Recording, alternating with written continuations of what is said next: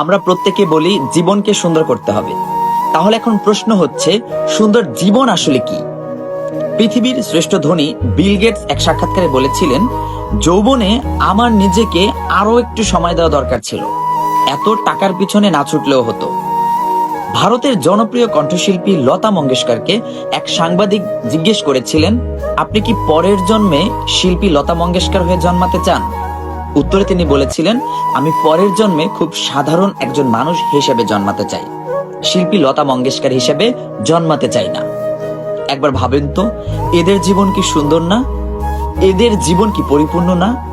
প্রকৃতপক্ষে আমাদের প্রত্যেকের জীবনে মানুষ হিসেবে কিছু না কিছু অপূর্ণতা থাকে। আমাদের চাওয়া পাওয়া গুলো সবই পূর্ণতা পাবে এমন কোনো কথা নেই। আমাদের যে চাওয়া পাওয়া রয়েছে, চেষ্টা করে সে চাওয়া পাওয়া গুলোকে পূর্ণতায় রূপ দিতে হবে। যদি কিছু অপূর্ণতা থেকে যায়, থাক না, ক্ষতি কি তাতে? কিছু কিছু চাওয়া পূর্ণতা পেল না, এই জন্য ভাগ্যকে দোষারোপ করে পড়ে থাকতে হবে, এর কোনো মানে নেই।